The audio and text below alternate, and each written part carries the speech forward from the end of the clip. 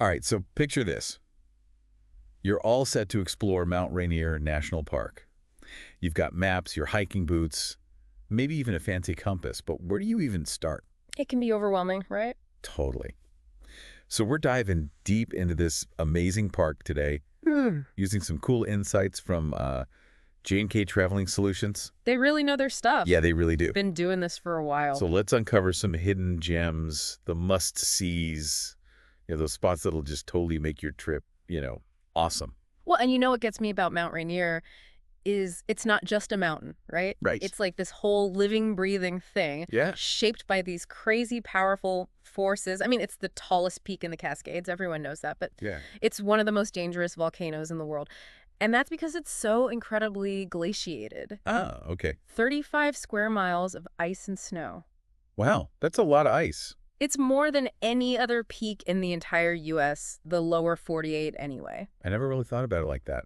What does all that ice do to the landscape? Oh, it's dramatic. Think like rivers of ice just slowly grinding down the mountain. Oh, wow. Carving out these valleys, and they carry these massive boulders for miles, right? Yeah. Called glacial erratics. They're everywhere, scattered across the park. It's pretty wild. Wow, I'm picturing these huge boulders just like strewn about. Yeah, like a giant's playground. So speaking of glaciers, what about the Emmons Glacier? I always hear about that one. Oh, yeah, the Emmons Glacier. That's the largest one in the lower 48, at least by area. Really? And it's got these like insane surface features. Just picture a vast, like almost endless sheet of ice, right? Okay. With these crazy crevasses and seracs and ice falls. It's unreal. Wow, that sounds pretty intense and beautiful too, I bet. Oh, yeah, it's something else. Now, I got to ask about the Wonderland Trail, a 93-mile loop around Mount Rainier.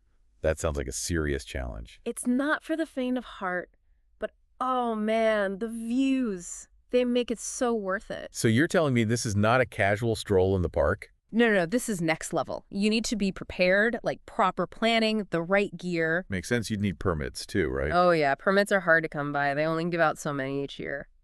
All right, so let's say we only have one day to explore. What are some absolute must-sees?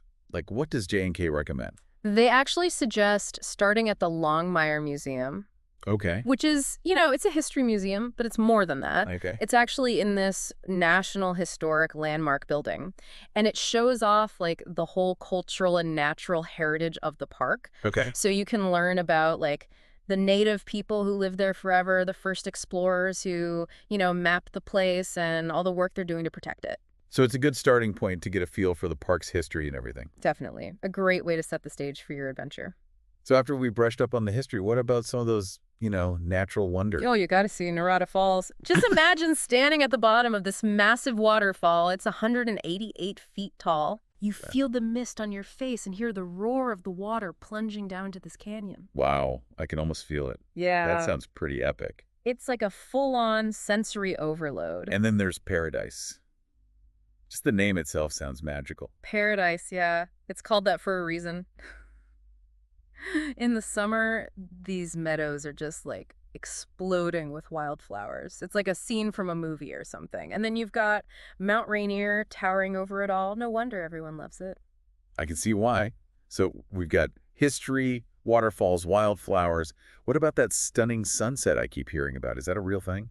Oh, yeah. They mentioned those sunset views in the tour. They don't say exactly where, but I'm guessing it's got to be like Reflection Lakes or Paradise River, somewhere with that perfect reflection of the mountain and the water. Oh, that'd be incredible. Imagine that. The sun setting, the sky all lit up with colors, and Mount Rainier glowing in the background. Like a postcard.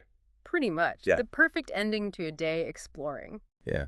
And for anyone listening, if you want to learn more about these tours, check out J&K Traveling Solutions. We'll put a link in the show notes. Yeah, they're great. But here's a question for you, for everyone listening. With so much to see and do in Mount Rainier National Park, how would you spend your bid? That's a tough one. There's so much to choose from. I know, right? But, I think that's what makes it so great. Yeah. Whether you're a history buff, a hiker, a photographer, or you just want to chill and soak in the scenery, there's something there for everyone. Absolutely. This has just been a little taste of what Mount Rainier has to offer. So we encourage you to dive deeper into anything that caught your interest. And most importantly, go experience it all for yourselves. Yeah, go explore. All right. Thanks for joining us for another deep dive. See you next time. See ya.